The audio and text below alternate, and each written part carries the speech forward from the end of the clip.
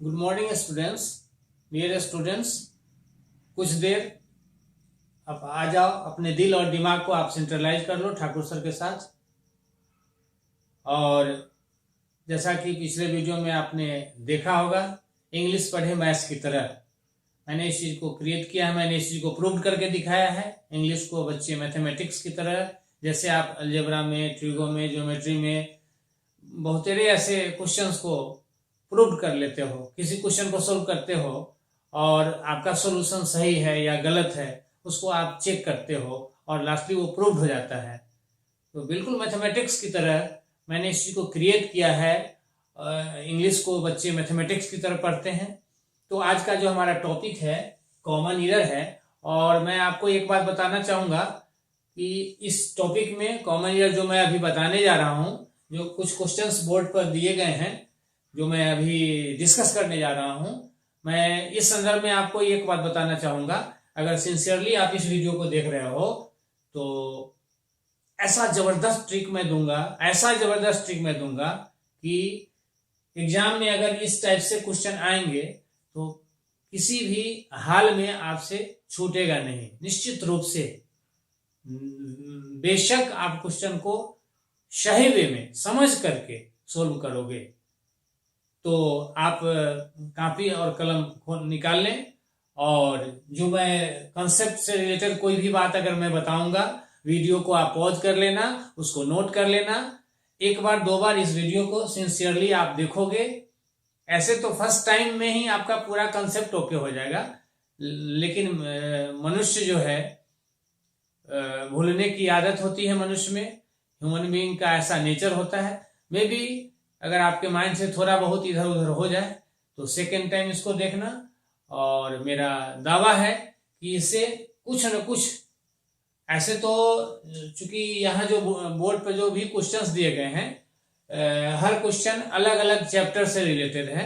अगर 7 क्वेश्चंस है, अगर इनको आप प्रॉपर वे में सोल्व कर लेते हो, समझ जाते हो जो कंसेप्ट मैं देने जा रहा हूँ, तो इससे कॉम्पिटिटिव एग्जाम है न सिर्फ आपका कॉमन ईयर सोल्व होगा, बल्कि यही चीज आपको कभी सेंटेंस इंप्रूवमेंट में मिल जाएगा, कभी फिलर में मिल जाएगा, कभी कॉमन ईयर में आ जाएगा। इसके अलावा अरेंजमेंट वगैरह में भी इस चैप्टर से रिलेटेड सेंटेंसेज हो सकते हैं।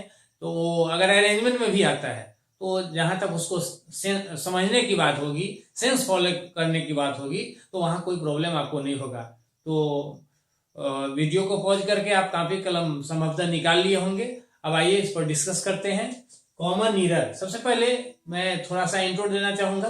कॉमन का मतलब होता है सिंपल, साधारण, सामान्य, और ईरर का मतलब होता है मिस्टेक। तो कॉमन ईरर में जो भी क्वेश्चंस होते हैं उनमें सेंटेंस दिया जाता है, और सेंटेंस को बच्चे पढ़ते हैं, पढ़ करके देखते हैं कि जो सेंटेंस दिया गया है ये सही है या गलत। यदि सेंटेंस में कहीं कोई त्रुटि है, कहीं कोई मिस्टेक है, तो सेंटेंस में जिस जगह पर मिस्टेक होता है उस जगह का जो पार्ट होता है, जो नंबरिंग किया होता है, वही आंसर होता है। यदि सेंटेंस पूरे सही है, उसमें कहीं कोई एरर नहीं है, कोई मिस्टेक नहीं है, तो हमारा लास्ट वाला पार्ट जो रहता है वही आंसर होता है। तो जैसा कि आप यहां देख रहे हैं, फर्स्ट क्वेश्चन जो हमारा है, no sooner did the teacher enter the class than the student stood up.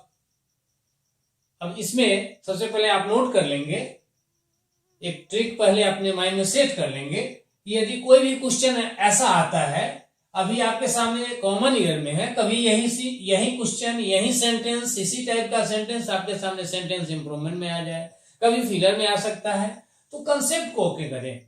और कंसेप्ट आप यहाँ ये नोट कर लेंगे कि किसी भी सेंटेंस में अगर आपको मिला नो सूनर, तो ये सर्टेन है कि नो सूनर जहां आएगा उसके जस्ट बाद ए भी होना चाहिए। नो सूनर के बगल में अगर ए भी नहीं है तो आप समझ लेना कि यहीं पे एरर है। हालांकि इस क्वेश्चन में यहां नो सूनर के बाद ये ए भी दिया हुआ है, डिड, तो इससे रिलेटेड एरर इसमें नहीं है।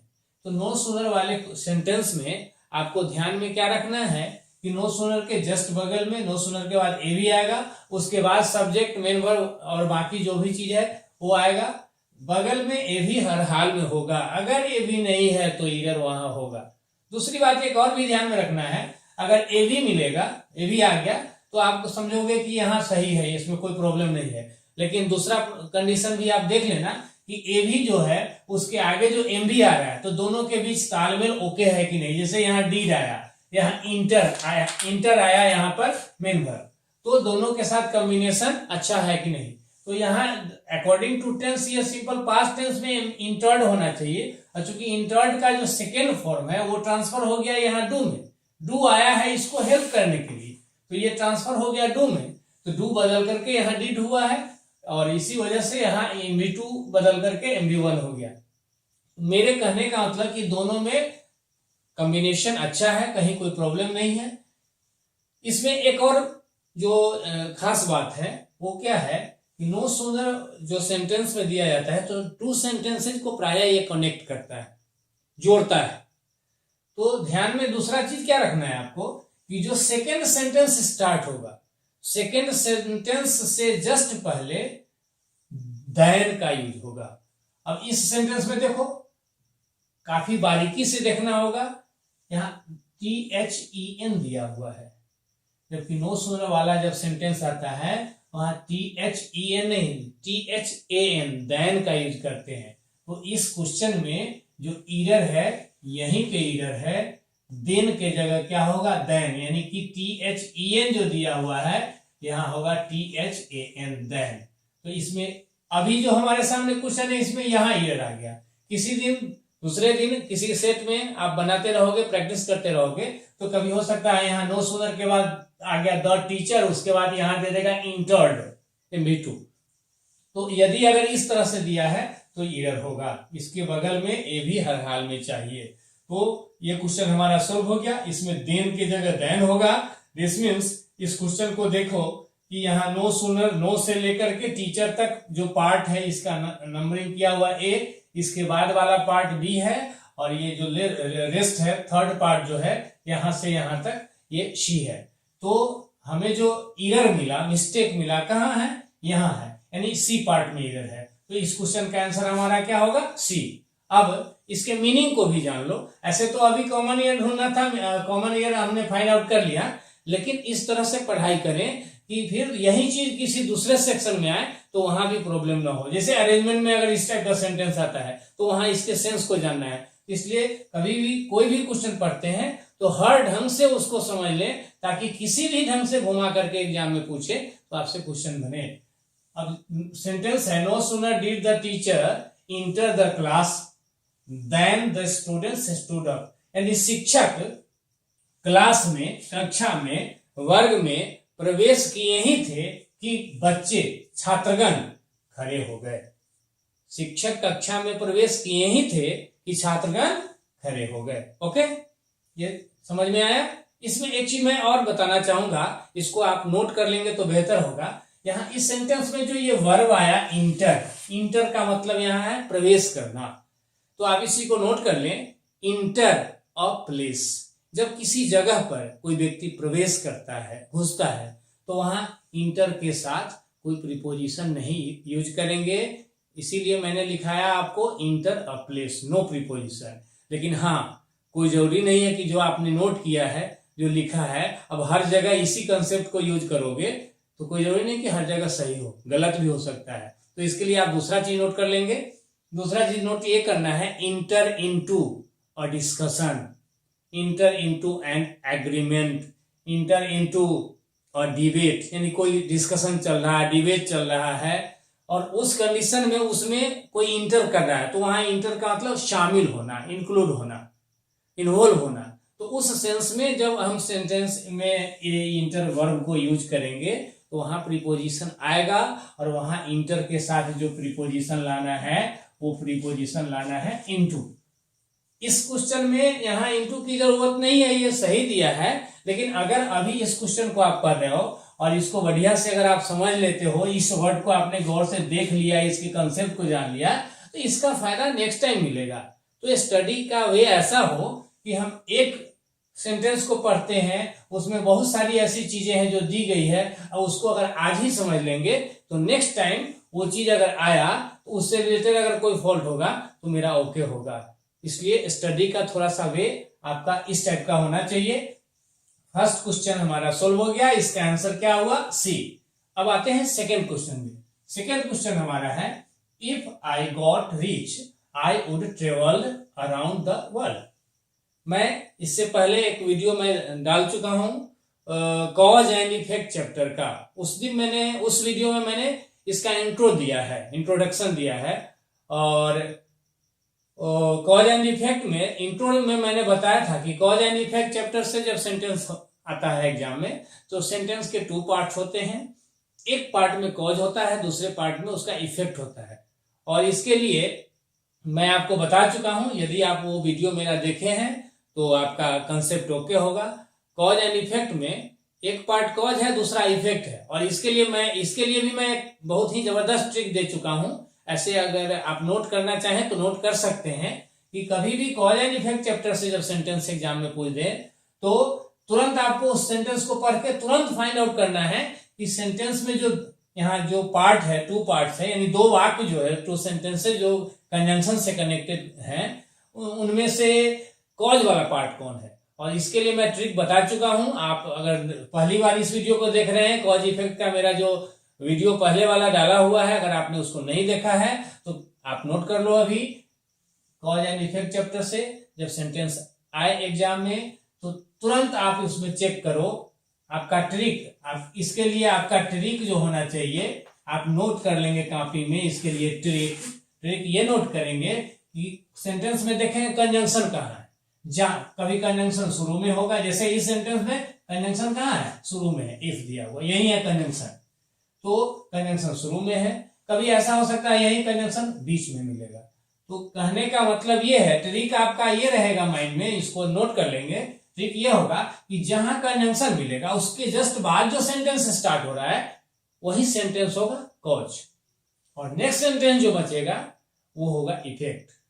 और कॉज का सेंटेंस जो होगा या तो प्रेजेंट में होगा या पास्ट में, यानी इफेक्ट हमेशा उसका होगा फ्यूचर में। तो यहाँ आप पहले देखें कि 2 सेंटेंसेस जो है, 2 सेंटेंसेस जो कनेक्टेड है कंजंक्शन से, सेंटेंस को पहले फाइंड आउट करें। तो एक सेंटेंस यहाँ है आई गॉट रिच, इसमें ऑब्जेक्ट नहीं है, सब्जेक्ट और वर्ब है, और ये क्वालिटी इसको क्वालिफाई कर रहा है, जो सब्जेक्ट के जगह प्रोनाउन आया है इसको।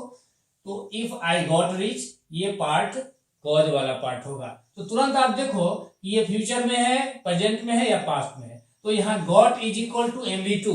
जैसे ही MV2 मिला तो MV2 से प्रूव्ड हो गया कि this sentence belongs to simple past tense and the type of this sentence is action and the voice of this sentence is active voice. That's why the verb in this sentence has been used in the second form, that is got. It is the second form of the verb get.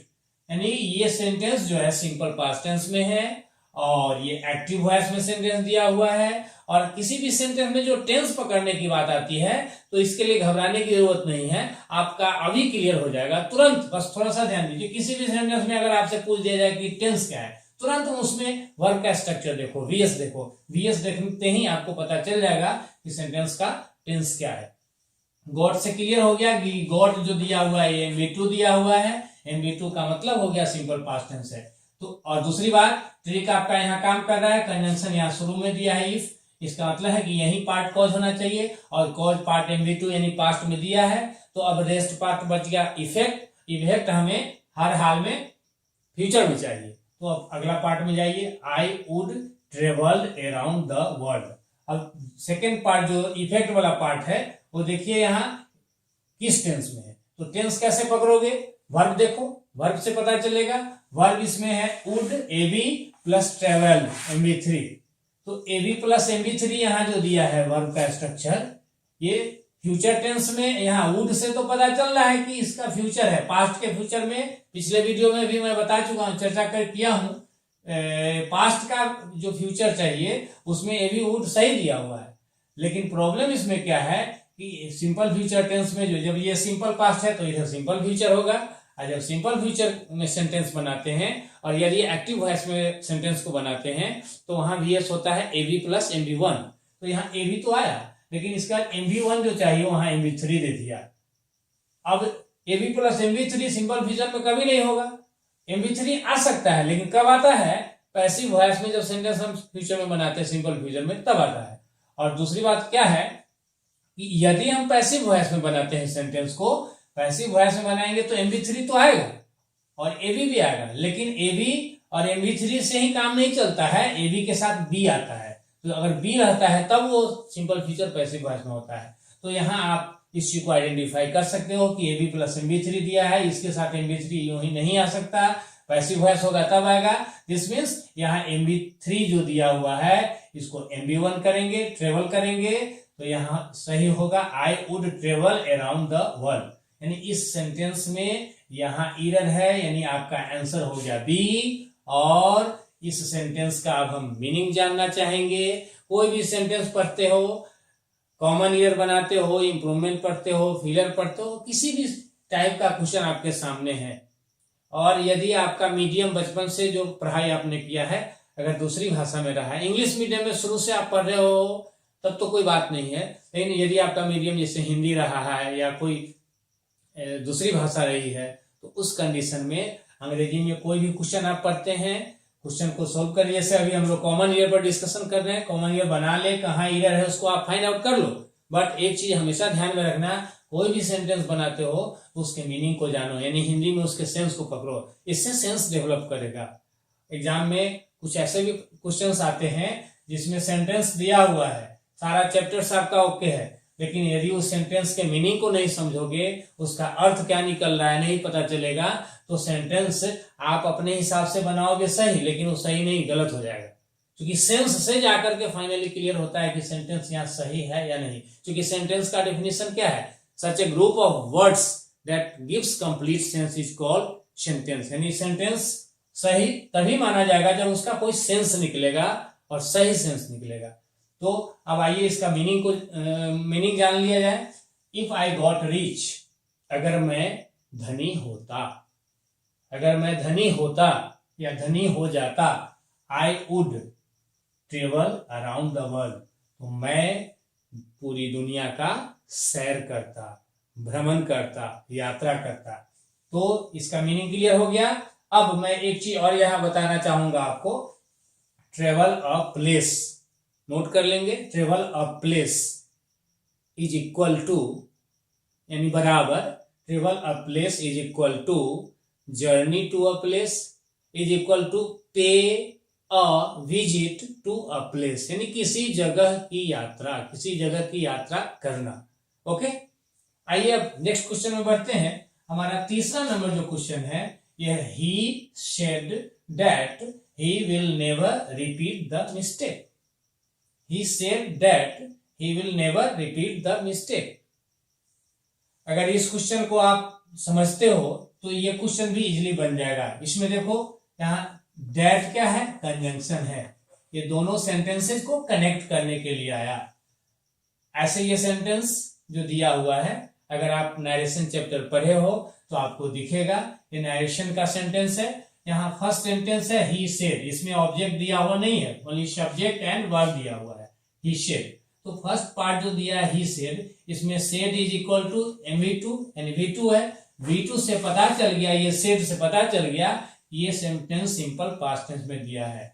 आगे बढ़ते हैं, that conjunction के बाद दिया है he will never repeat the mistake. अब यहां देखो, ये विल क्या है? ये विल जो दिया हुआ है ये एवी दिया है, और इस एवी का यहां रिपीट MV1 है, MV1 है। तो एवी प्लस MV1 ये सिंपल फ्यूचर में सेंटेंस दिया है। तो सिंपल फ्यूचर में एवी प्लस MV1 एक्टिव वॉइस में लाते हैं, यानी वर्ब के स्ट्रक्चर में कोई प्रॉब्लम नहीं है। लेकिन इस क्वेश्चन में जो फॉल्ट है, इसमें जो एरर है, अगर इससे पहले वाला यानी सेकेंड नंबर क्वेश्चन को आपने अगर बढ़िया से फॉलो किया है, अगर ये समझ गए हैं, तो इस क्वेश्चन का आंसर सेकेंड क्वेश्चन में आपको दिख रहा होगा। क्योंकि यहाँ जो एवी वुड आया है, सेकेंड क्वेश्चन नंबर सेकेंड में जो एवी वुड देख रहे हैं, क्यों आया? क्योंकि यहाँ गॉट पास्ट टाइम का बोध कराया MV2 से, तो ये पास्ट का फ्यूचर है, पास्ट के फ्यूचर में हम शैल या विल यूज नहीं करते, तो यहाँ दिया हुआ है विल। ये विल फ्यूचर को इंडिकेट करता है, ये फ्यूचर किसका होगा जब प्रेजेंट का फ्यूचर लाएंगे। अगर यहाँ प्रेजेंट होता तो उसके अनुसार ये सही था, लेकिन यहाँ दिया है पास्ट, MB2 है, पास्ट के अनुसार ये विल गलत है। तो इस सेंटेंस में जो एरर है यही एरर है। आप सेकेंड और थर्ड दोनों क्वेश्चन को मिलाकर देखो, इसमें ए भी सही दिया हुआ है सेकेंड में, यहाँ इसके साथ MB3 दे दिया है। और क्वेश्चन नंबर 3 में देख रहे हैं कि रिपीट MB1 तो दिया है, लेकिन ए भी यहाँ पास्ट के अनुसार नहीं, ये प्रेजेंट के अनुसार है। तो यहाँ इस क्वेश्चन का आंसर क्या होगा, आंसर इसका होगा बी। सेकेंड पार्ट में एरर है, विल जो है ये गलत है, विल के जगह क्या होगा वुड, यानी एरर इसमें पता चल गया। अब इसके मीनिंग को समझेंगे। ही सेड मतलब उसने कहा, दैट की, ही सेड दैट यानी उसने कहा कि। समझेंगे, थोड़ा ध्यान देंगे। यदि आप हिंदी भाषी क्षेत्र के स्टूडेंट हो तो आपको एक कॉन्सेप्ट यहाँ नया और मिलेगा, क्योंकि मैंने देखा है खास करके हिंदी भाषी क्षेत्र के स्टूडेंट्स में एक मेजर फॉल्ट, बच्चे याद कर लेते हैं, वर्ड के मीनिंग को रट जाते हैं और हर जगह वो चीज काम नहीं करता है। मैंने बहुत सारे स्टूडेंट्स को देखा कि उनके माइंड में बैठा है आई मीन्स मैं, यानी कभी हिंदी में मैं है, इंग्लिश लिखना है तो तुरंत माइंड में आ गया आई आएगा। कभी हिंदी में यदि दिया हुआ है मेरा, मेरी, मेरे, तो तुरंत उनके माइंड में आता है कि जब मेरा है, मेरी है या मेरे है तो माई आएगा, अगर मुझे दिया है तो मी आएगा। लेकिन ये सब जो कंसेप्ट है ये गलत कंसेप्ट है, ये कहीं पर काम कर जाएगा, कहीं काम नहीं करेगा। जैसे कि आप यहाँ देखें, ही सेड उसने कहा कि ही वुड नेवर रिपीट। अब यहाँ जो आप देख रहे हो ही, आपके माइंड में हो सकता है कि ही मीन्स व्हाट, ये कंसेप्ट। यहाँ ही का मतलब होगा मैं। He said that he would never repeat, यानी मैं कभी दोहराऊंगा नहीं, यानी कभी नहीं दोहराऊंगा क्या चीज, द मिस्टेक। उसने कहा कि मैं गलती को कभी नहीं दोहराऊंगा, यानी मैं दोबारा गलती कभी नहीं करूंगा। यहाँ जो ही जो शब्द आया, यहाँ आप देख रहे हो थर्ड पर्सन प्लूरल नंबर का प्रोनाउन है, लेकिन ये जो सेंटेंस है, इस सेंटेंस में जो ये सब्जेक्ट के रूप में ही प्रोनाउन आया, यही स्पीकर है, वक्ता है, इसलिए यहाँ इस ही का सेंस निकल जाएगा मैं। यदि आपके माइंड में है कि मैं है तो आई होगा, या आई रहेगा तो मैं बोलेंगे, तो ऐसे सेंटेंस में आप फंस जाओगे, इसका सही मीनिंग आप नहीं निकाल पाओगे। ये क्वेश्चन नंबर 3 हमारा ओके हो गया, इसका आंसर है बी, विल के जगह हम करेंगे वुड। अब हम लोग नेक्स्ट क्वेश्चन में बढ़ते हैं। हमारा नेक्स्ट क्वेश्चन है question number 4, she is confident to win the gold medal this time. She is confident to win the gold medal this time. पहले इसके लिए भी आप नोट कर लो, कॉन्फिडेंट ऑफ समथिंग। अब ये प्रीपोजिशन से रिलेटेड क्वेश्चन है। इस टाइप का क्वेश्चन जो एग्जाम में आता है, इस टाइप के क्वेश्चन को बहुत ऐसे बच्चे जिनका कंसेप्ट अच्छा नहीं है, वो अगर फाउंडेशन वगैरह कोर्स कर चुके हैं और सारा मटेरियल उनके पास अवेलेबल है, नोटबुक तैयार कर लिए हैं, कुछ बुक्स भी रखे हैं, उलट उलट कर देखते हैं और अधिकतर चीज को याद करने में लगे रहते हैं, रट जाते हैं, वैसे बच्चे भी इस क्वेश्चन को बना सकते हैं, क्योंकि ये फिक्स है, कॉन्फिडेंट ऑफ समथिंग। तो बनाने के लिए तो बच्चा अगर याद किया हुआ है तो इसको बना तो लेगा। सी इज कॉन्फिडेंट टू विन देखेगा तो बच्चे को पता चल जाएगा कि ये टू विन क्या है, गलत है, टू नहीं ऑफ होता है। अब कोई बच्चा इस क्वेश्चन को आप देखो गौर से, बनाएगा बच्चा सही हो जाएगा, बनाएगा बच्चा गलत। स्टूडेंट इसको बनाएगा, इसका आंसर दे दिया कोई स्टूडेंट कि इसका आंसर बी है, या टू गलत है, टू नहीं होगा, ऑफ होगा। अब ये सोच करके अगर आप बनाते हो इसको, तो आपने सोचा कि यहाँ टू गलत है, ऑफ होगा, यहाँ ऑफ कर देंगे सही हो जाएगा, आप इस आधार पर आपने आंसर भी दे दिया। लेकिन मैं आपको ये बताना चाहता हूं यहाँ कि आपने जो इस क्वेश्चन को बनाया रियली सही नहीं बनाया, आपने बनाया गलत। ये अलग बात है कि आंसर आपका सही हो गया, क्योंकि यहाँ अगर टू को हटा करके अगर हम ऑफ कर भी देते हैं तो भी ये सेंटेंस सही नहीं होगा, अभी भी ये सेंटेंस गलत है। तो पूरे कंसेप्ट को ओके करें आप। सी इज कॉन्फिडेंट ऑफ समथिंग होता है, लेकिन अब आपको ध्यान ये देना है कि जब कॉन्फिडेंट के साथ यहाँ प्रीपोजिशन चाहिए ऑफ, तो इसके बाद यहाँ देखो गौर से क्या दिया है, वीन दिया है। वीन क्या है, MB1 है, ये वर्ब है, मेन वर्ब है। और इस सेंटेंस में यहाँ नो एक्शन का सेंटेंस है, वर्ब के रूप में यहाँ इज आया है। अब इसके बाद फिर यहाँ वर्ब आ रहा है, ये भी वर्ब है। तो ये जो वर्ब है, इस वर्ब का रिजल्ट इस वर्ब पर आ रहा है। इस क्रिया का जब फल इस पर पड़ रहा है, तो ये जो वर्ब देख रहे हो, ये वर्ब अब वर्ब बन के नहीं आएगा, बल्कि इस सेंटेंस में ये ऑब्जेक्ट की भूमिका में है। और ऑब्जेक्ट की भूमिका में या सब्जेक्ट की भूमिका में जब हम वर्ब को लाते हैं, तो वहां हम वर्ब को बनाते हैं नाउन, जिसे हम वर्बल नाउन के नाम से जानते हैं। और इसके लिए दो प्रोसेस है, दो तरीके से हम बनाते हैं, एक इन्फिनेटिव है, दूसरा जीरन है। तो यहाँ जब कॉन्फिडेंट के साथ जब प्रीपोजिशन लाने की बात है और प्रीपोजिशन ऑफ आएगा, तो प्रीपोजिशन के बाद जब हम वर्बल नाउन बना रहे हैं, तो यहाँ जो वर्बल नाउन बनेगा ये जीरन से बनेगा। तो कहने का मतलब ये रियली अगर कॉन्सेप्ट के साथ यदि आप सही बनाते हैं, तो आपको ये पता होना चाहिए कि कॉन्फिडेंट टू विन जो दिया है, कॉन्फिडेंट ऑफ होगा। और जब ये ऑफ होगा तो उस कंडीशन में विन नहीं बल्कि जीरन से, यानी विनिंग, यहाँ जीरन का यूज होगा।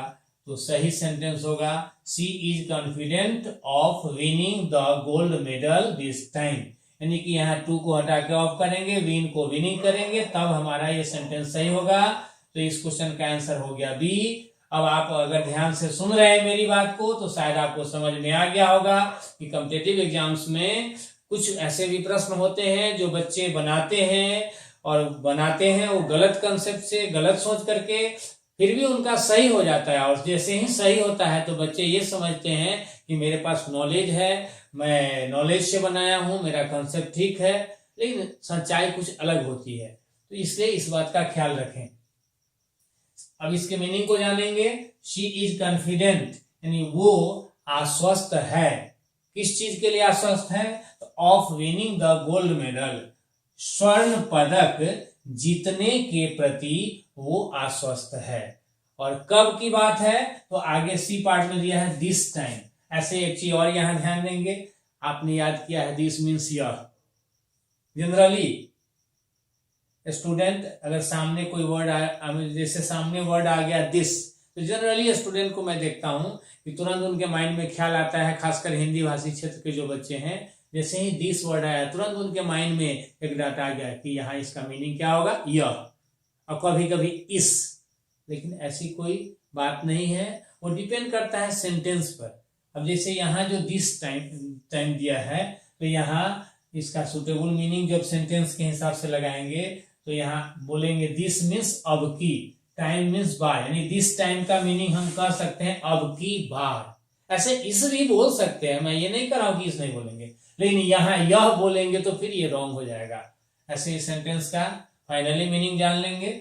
She is confident of winning the gold medal this time, यानी अब की बार वो स्वर्ण पदक जीतने के प्रति आश्वस्त है। और एक बहुत ही इंपॉर्टेंट बात, मैं चूंकि सारे क्वेश्चंस में तो मैं एक्सप्लेन नहीं कर पाऊंगा, चूंकि इसमें काफी लंबा वीडियो हो जाएगा, काफी टाइम लगेगा।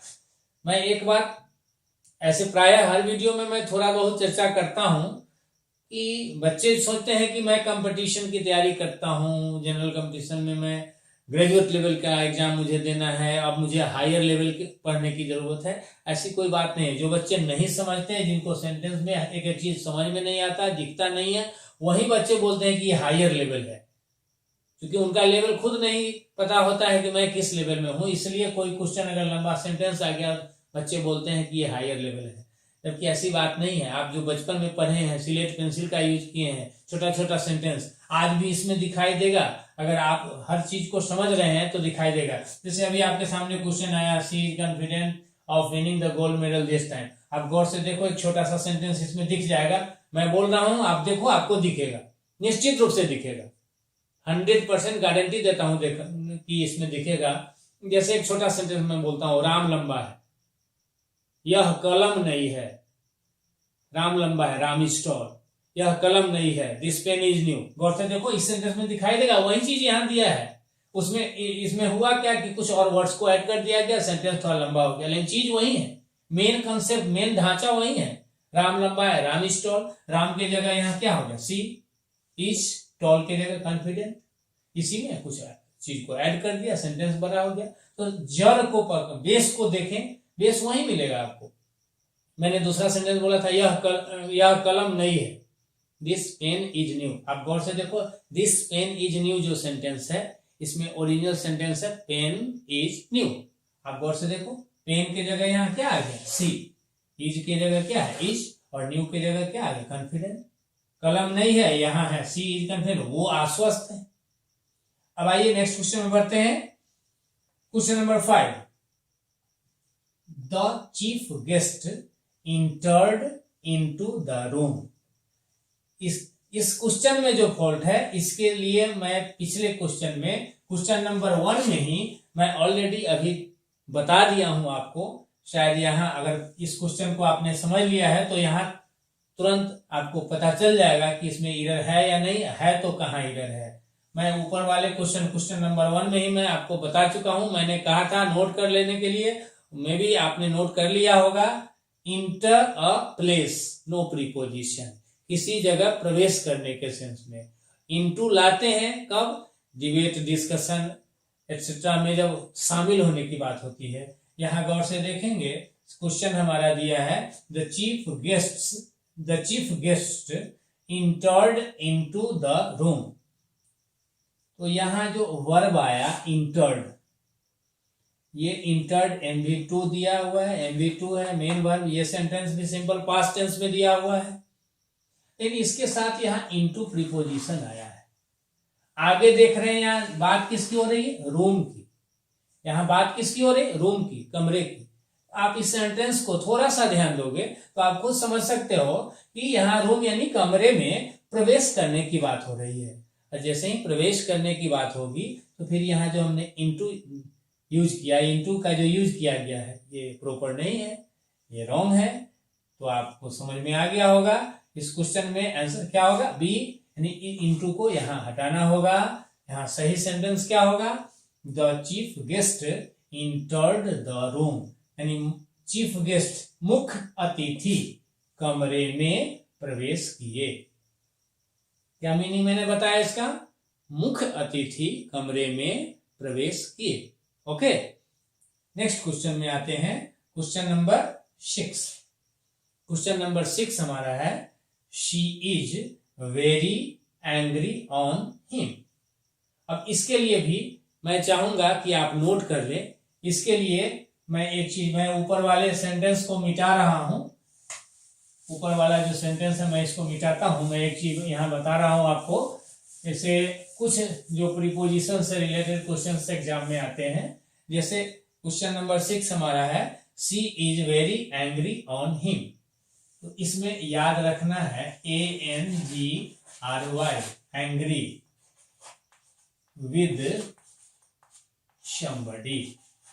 somebody मतलब क्या समझेंगे, कोई व्यक्ति। somebody का मतलब कोई व्यक्ति। और एंग्री जो वर्ड है, ये पार्ट्स ऑफ स्पीच के अनुसार ये एडजेक्टिव है। कोई भी व्यक्ति, जिस व्यक्ति यानी somebody, यानी जिस व्यक्ति से नाराज होगा। एंग्री का मतलब है नाराज, एंग्री का मतलब खफा। तो कोई व्यक्ति जिस व्यक्ति से नाराज रहता है, उस व्यक्ति यानी somebody के पहले एंग्री के बाद हम प्रीपोजिशन क्या यूज करते हैं, विद। और इसके इक्विवेलेंट में आप दूसरा वर्ड भी यूज कर सकते हो, ANNOYED, अनॉयड। और अनॉयड जब आएगा तो यहां भी ध्यान में रखना है, अनॉयड विद somebody, यानी नाराज के लिए आप अनॉयड यूज करें या एंग्री यूज करें, दोनों में से कोई भी यूज करेंगे। जिस व्यक्ति से यानी somebody से, जिस व्यक्ति से नाराज हैं, उस व्यक्ति के पहले और एंग्री या अनॉयड के बाद प्रीपोजिशन आता है with. Annoyed with somebody, angry with somebody मतलब किसी व्यक्ति से नाराज, खफा, खिन्न। तो इस क्वेश्चन में आपको समझ में आ गया होगा she is very angry on him में यहाँ आंसर इस क्वेश्चन का होगा सी, और ये ऑन जो दिया हुआ है ये ऑन गलत है। यहाँ ऑन के जगह प्रीपोजिशन जब विद लाएंगे सेंटेंस सही हो जाएगा। अब इसका मीनिंग समझेंगे। She is very angry with him, यानी वो उससे बहुत नाराज है, वो उससे बहुत खफा है, वो उससे बहुत खिन्न है। दूसरी बात, अभी जो मैंने ऊपर में चर्चा किया जीरो लेवल की बेसिक बात, जो सिलेट पेंसिल पर बचपनावस्था में जो पढ़ने की बात मैंने बताया, इसमें भी आप गौर से देखें।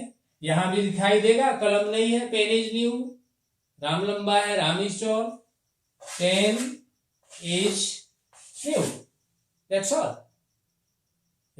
समझ में बात आ गई होगी आपको। कलम नहीं है, पेन इज न्यू, पेन की जगह इसमें क्या आया सी, इज की जगह इज, और न्यू की जगह यहाँ क्या आ गया क्वालिटी एंग्री।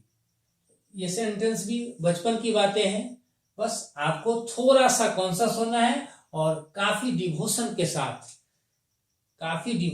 साथ कुछ भी जब आप पढ़ते हैं तो रिलैक्स होकर के पढ़ें और सीरियसली पढ़ें। निश्चित रूप से एक एक चीज आपको दिखने लगेगा। लास्ट क्वेश्चन हमारा है he asked me, question number 7। he asked me what had I been doing in Bombay for 5 years। he asked me what had I been doing in Bombay for 5 years। तो इस question के लिए भी मैं एक trick आपको बताना चाहूंगा। इस क्वेश्चन के लिए भी मैं आपको एक ट्रिक दूंगा, काफी जबरदस्त है। और ये जो क्वेश्चन आपके